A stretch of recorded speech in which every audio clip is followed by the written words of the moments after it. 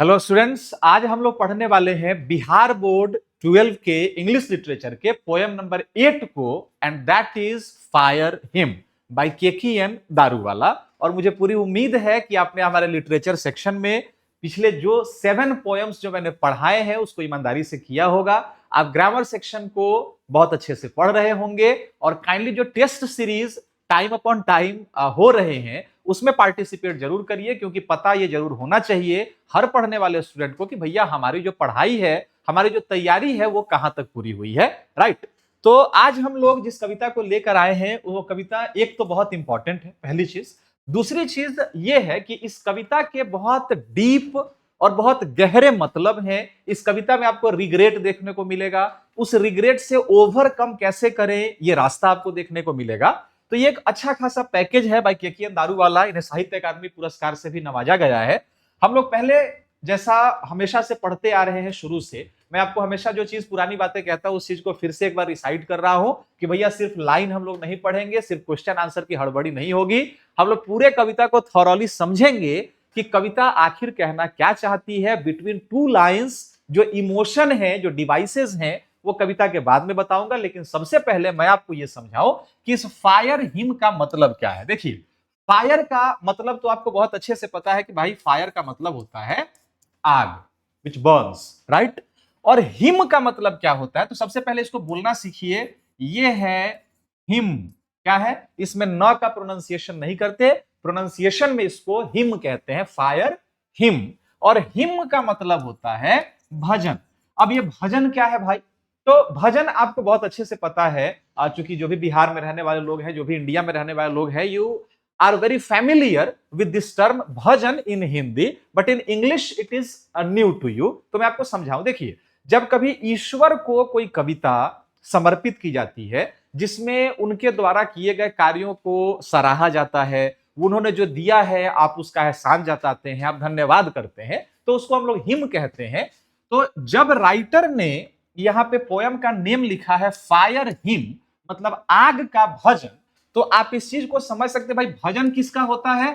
तो भजन होता है भगवान का। और यहां पे किसका भजन हो रहा है? आग का। इट मींस इनडायरेक्टली केकीएन दारूवाला इस बात को एडमिट करते हैं कि जो फायर है, जो आग है, वो ईश्वर की तरह ही है। अब ईश्वर की तरह क्यों है ये समझो। ऑब्जेक्टिव टाइप जो क्वेश्चंस होंगे, या फिर जो देखिए कविता के जब आप मतलब को समझेंगे, गहराई से सवालों को उठाएंगे, पढ़ने के दौरान आप उसकी प्रैक्टिस करेंगे, तब जाके चीजें, कंसेप्ट बहुत क्लियर होती हैं।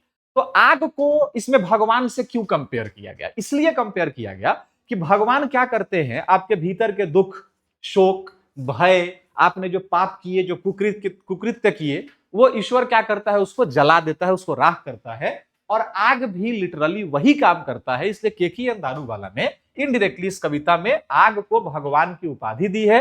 और आग ने ऐसा क्या किया कि वो उसके लिए ईश्वर हो गया, केकीएन दारूवाला के लिए हम लोग इस कविता को समझते हैं। ठीक है, तो केकीएन दारूवाला के इस कविता को हम लोग पढ़ते हैं, थोड़ा सा सीन समझ लेते हैं। तो what type of poem is this? तो दिस इज अनडाउटिंगली अ हिम।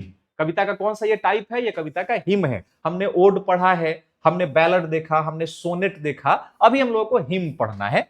अब देखिए इस कविता में है क्या। सबसे पहले समझने की चीज ये है कि ये जो केकीएन दारूवाला है, जो हमारे राइटर हैं, वो एक जोरोस्ट्रियन है। क्या है वो एक जोरोस्ट्रियन है। जोरोस्ट्रियन का मतलब क्या होता है? आप इसको फारसी समझ सकते हैं। फारसी कौन लोग हैं? तो जैसे फारस से, पर्सिया से इंडिया में जो कम्युनिटी आके रह गई, बस गई, वहां पे जो इन्वेजन हो रहे थे, हमले हो रहे थे उनके कारण, तो वो कम्युनिटी हमारे इंडिया में आके रह गए और उन लोगों को जोरोस्ट्रियन कहते हैं, या आप उनको फारसी भी कहते हैं। और कमाल की चीज ये है कि जो फारसी लोग हैं भैया, ये बड़े ईमानदार लोग होते हैं, इंक्लूडिंग आवर टाटा फैमिली। हमारे जो जमशेदजी टाटा, रतन टाटा जो है, वो फारसी परिवार से ही बिलोंग करते हैं। वो लोग जोरोस्ट्रियन है, वो हिंदू मेन स्ट्रीम के नहीं है। बड़े ईमानदार लोग होते हैं, डेडिकेटेड लोग होते हैं, और अपने जबान के बहुत पक्के लोग होते हैं। ठीक है, अब मैं ये जोरोस्ट्रियन है ऐसा क्यों समझा रहा हूं? इसलिए आपको समझा रहा हूं कि अगर पहले जोरोस्ट्रियन कौन है, क्या इनका मेन स्ट्रीम है, क्या इनके रिचुअल्स हैं, आप अगर वो नहीं समझेंगे तो इस कविता में राइटर ने क्या गलती की है, आप उस गलती को नहीं समझ पाएंगे। जैसे फॉर एग्जाम्पल हम थोड़ा सा हिंदू और जोरोस्ट्रियन को कंपेयर करते हैं। जैसे मान लीजिए कि जो हिंदू धर्म के लोग हैं, और यहां पे हैं ज़ोरोस्ट्रियन धर्म के लोग। ठीक है, मरने के बाद क्या होता है, जब हिंदू फैमिली में कोई इंसान मरता है तो उसको लोग उसकी अर्थी उठाते हैं, ठीक है, और उसको ले जाते हैं शमशान घाट, और शमशान घाट में ले जाके उसको क्या कर देते हैं, फायर, आग में उसको जला देते हैं। लेकिन जो ज़ोरोस्ट्रियन होते हैं उनके धर्म में आग से जलाने की परंपरा नहीं होती है। गलती समझिए, पहले दोनों के अंतर को समझेंगे तो राइटर ने यहां एक बहुत बड़ी गलती की है, वो गलती आप नहीं समझ पाएंगे। ठीक है, तो ज़ोरोस्ट्रियन में क्या होता है कि ज़ोरोस्ट्रियन में एक टावर ऑफ साइलेंस होता है। क्या होता है, टावर ऑफ साइलेंस। ये टावर ऑफ साइलेंस होता क्या है, बेसिकली एक ऐसा चबूतरा की तरह होता है, वहां ये लोग जाते हैं, डेड बॉडी को वहां पे रख देते हैं, और बाद में जो चील कौवे, जो गिद्ध होते हैं, वो उस लाश को नोच नोच के खाते हैं। आपके धर्म में ये हिंसा आपको लग सकती है कि भैया नोच नोच के खा रहा है। इन लोगों का मानना मेनली ये है कि ये जो शरीर है वो ईश्वर ने दिया है, हम लोग जब तक जिंदा रहते हैं तब तक हम लोगों की सहायता करते हैं, लोगों का पेट भरते हैं, और मरने के बाद भी हमारा जो शरीर है वो जीव जंतुओं का आहार बन जाता है। ये उनकी अपनी सोच है।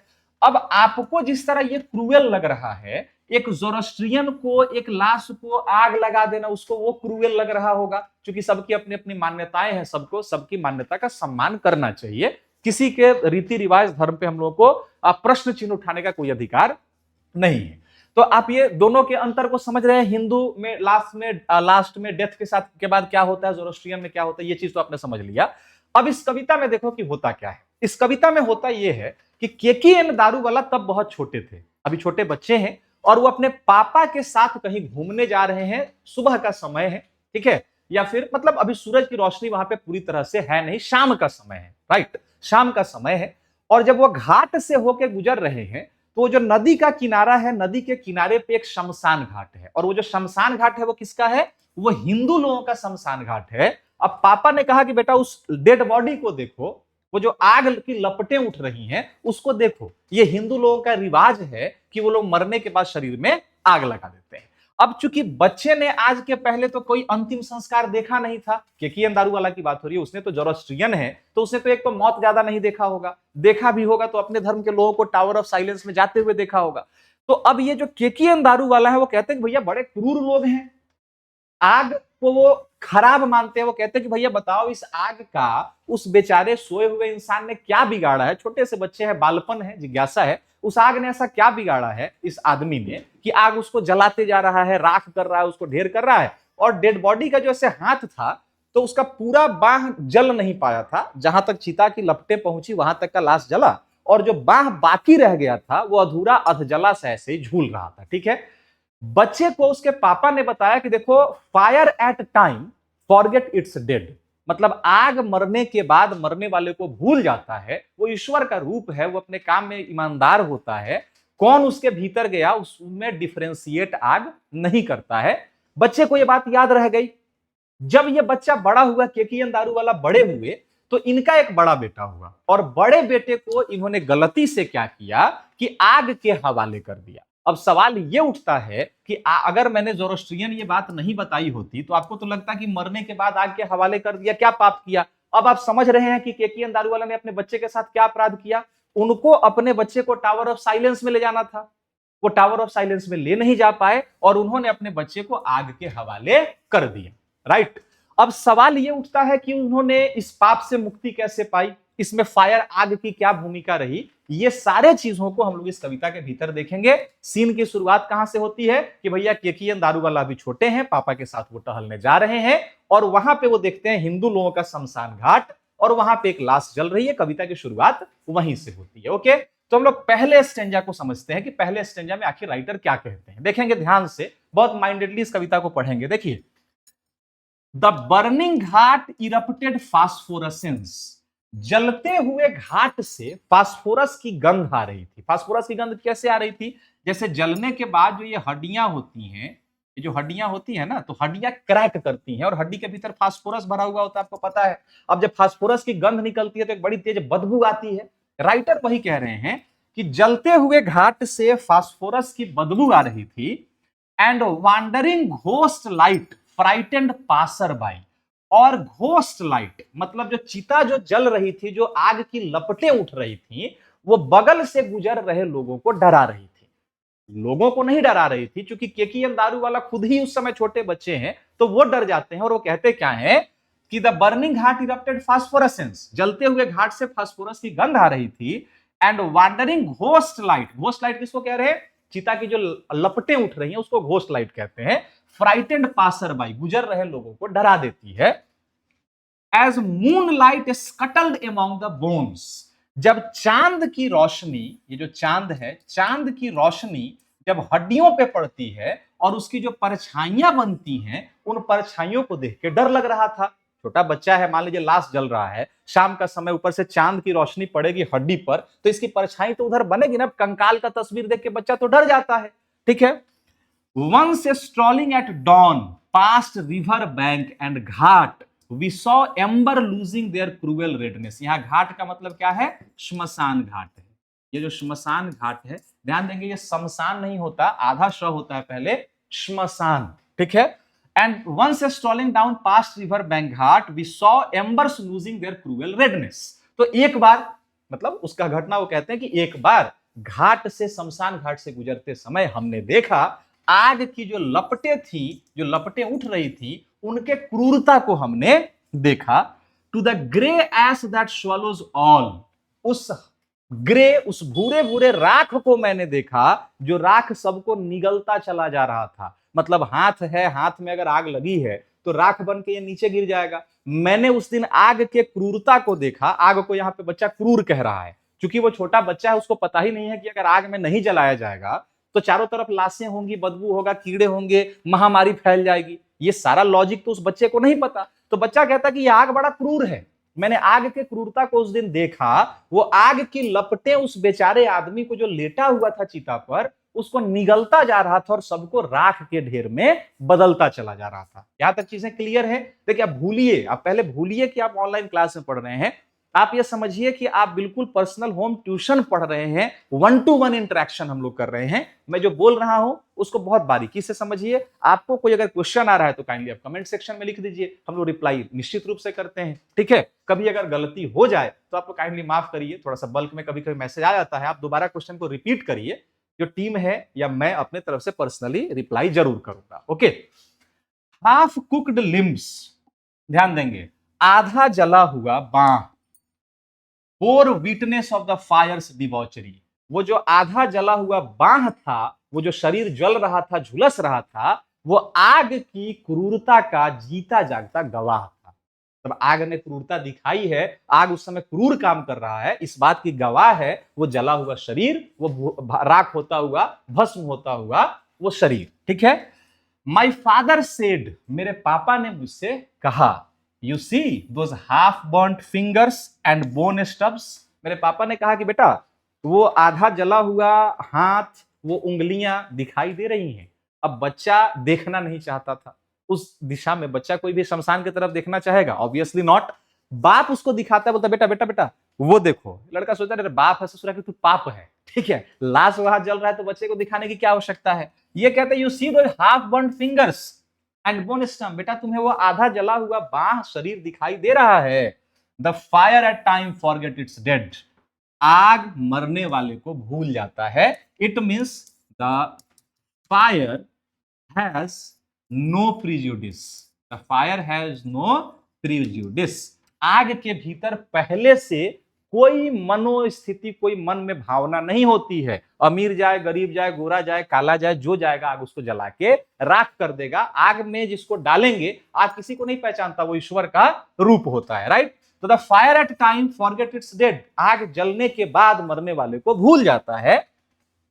अब ये बच्चा अपने मन की बात कहता है, ये ज़ोरोस्ट्रियन आई, मैं एक फारसी हूं, my child fingers clenched into a little knot of pain, मैंने पापा के उंगली को पकड़ रखा था और मैंने ऐसे जोर से उंगली को भींचा, इतना जोर से भींचा डर के कारण कि मेरे हाथों में दर्द होने लगा। मेला वगैरह में जब बाल बच्चा को लेके गार्जियन जाते हैं, आप लोगों से नम्र निवेदन है भैया कि अपना उंगली बच्चा को मत पकड़ाइए, ठीक है। आप नहीं भूलाने वाले हैं कि बच्चा आपको पकड़ के रखेगा, बच्चा का उंगली आप पकड़ के रखिए, वरना बच्चा को जहां डर लगेगा छोड़ देगा रास्ता में, मेला में भटक जाएगा वो, ठीक है। यहाँ हम लोग क्या होता है, उल्टा हो रहा होता है कि बच्चा को अपना उंगली, हाँ उंगली पकड़ ले रही है, वैसे सूरज जब उसको उतना ही बुद्धि होता है कि कब पकड़ना है कब छोड़ना है, तो वो आदमी नहीं बन गया रहता। आप उसको मत पकड़ाइए, आप उसका पकड़ लीजिए कि वो इधर उधर छोड़ रहा के नहीं भागे।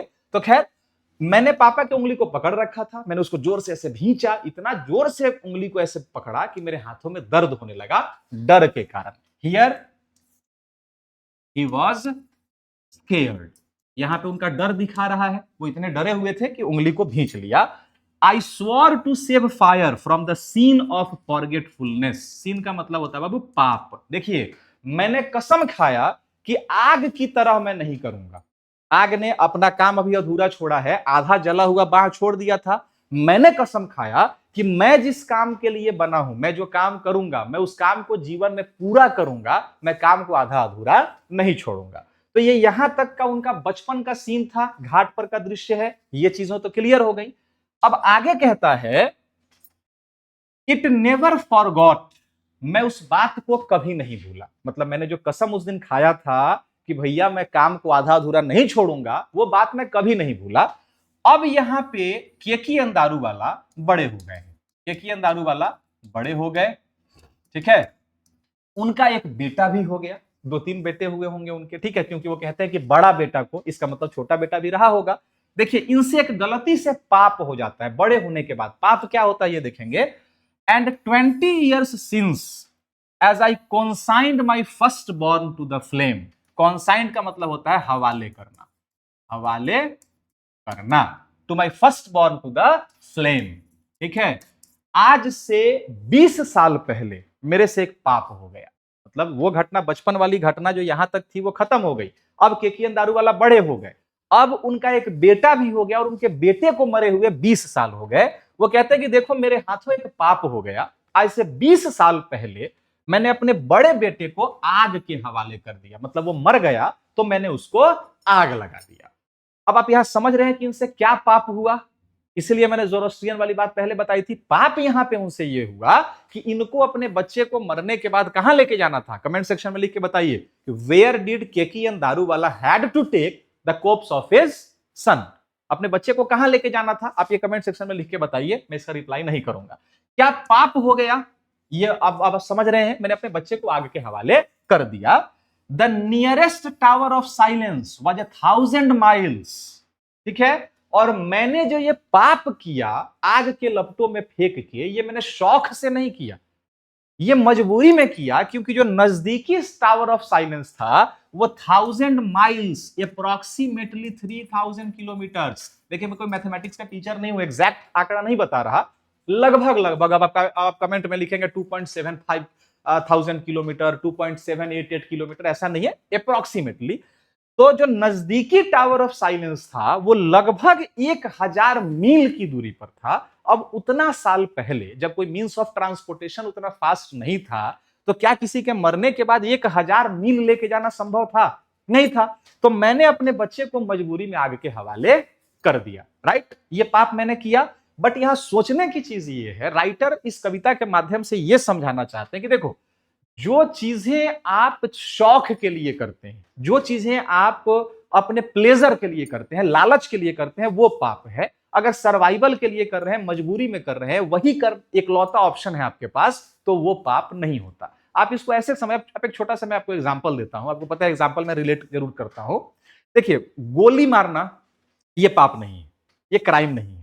अब आप सोच रहे हैं सर गोली मारना क्राइम कैसे नहीं है। देखिए गोली मारना क्राइम नहीं है इसलिए क्योंकि उस गोली मारने के पीछे का इंटेंशन क्या था। आपने किसी से पैसे ले लिए हैं 5 लाख रुपए इसको गोली मारने के लिए, आपका जमीन का झगड़ा चल रहा है, आपने किसी को गोली मार दिया, ये क्राइम है। अगर गोली मारना क्राइम होता तो फिर बॉर्डर पे खड़ा हुआ हर सिपाही, हर सैनिक क्रिमिनल होता। इंटेंशन मैटर करता है कि भैया आपने 5 लाख 10 लाख रुपए लेके लालचवश उसको गोली मारा है, और वो जो सरहद पे खड़ा हुआ सैनिक है वो उसने इसलिए गोली मारा कि अगर वो गोली नहीं मारता तो हमारा देश गुलाम हो गया होता। बात समझ में आ रही है।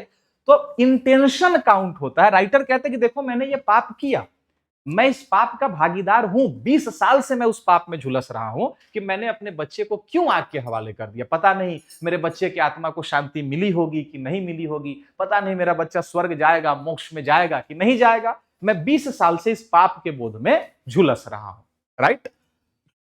The fire hymn said to me, आग के गीत ने, तब तक एकाएक मुझे याद आया वो बचपन का आग का दृश्य, वो शमशान घाट, मैं और मेरे पापा हम लोग जा रहे हैं और मुझे याद आया कि आधा जला हुआ बांह उस आग से उस दिन अधूरा छूट गया था, वो आग जिसे लोग भगवान मानते हैं। तो भैया जब मजबूरी में भगवान से गलती हो जाती है, काम अधूरा छूट जाता है, तो मैं तो इंसान हूं।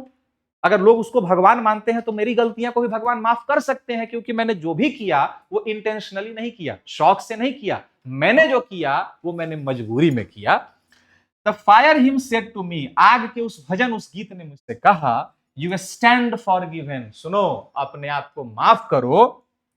ब्रोकन येट रिबेलियस, रिबेलियस का मतलब होता है, वो रिबेल का मतलब होता है बागी होना, और ब्रोकन का मतलब होता है टूटा हुआ। टूटा हुआ, देखो मैं टूटा हुआ था, फिर एकाएक मैं बागी की तरह खड़ा हो गया कि अब जो हो गया सो हो गया।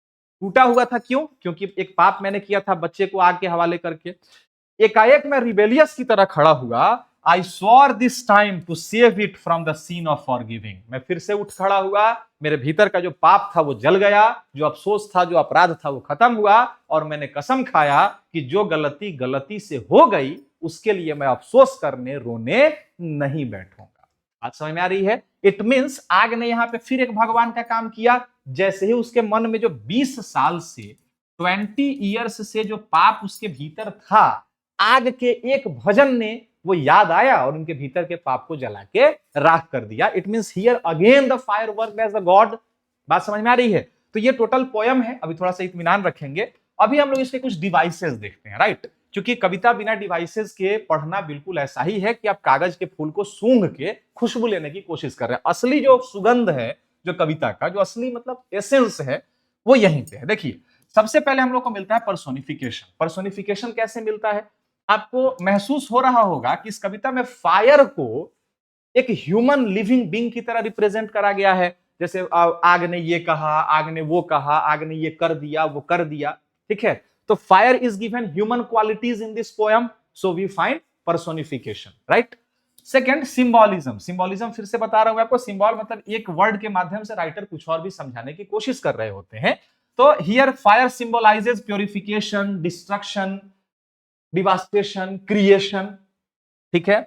Imagery, what is imagery? Imagery मतलब एक चित्र का निर्माण करना। The flames and the cremation scene, आग की लपटें और शमशान घाट का जो दृश्य है, आप देखेंगे कि राइटर ने उसको एक इमेज की तरह क्रिएट किया है कि जलते हुए घाट से फास्फोरस की गंध आ रही थी, चांद की जो रोशनी पड़ रही थी वो डरा रही थी, मतलब एक इमेज की तरह फॉर्म किया है। वहां पे हम लोग को इमेजरी दिखाई दे दिया है। ठीक है, तो हियर वाज द एंड और accomplishment of our this poem number 8। See you tomorrow at poem number 9। निश्चित रूप से सारे क्लासेस को करते रहेंगे। काइंडली लाइक करना नहीं भूलेंगे और प्लीज शेयर फॉरवर्ड दूसरे लोगों को करते रहिए। Thank you so much.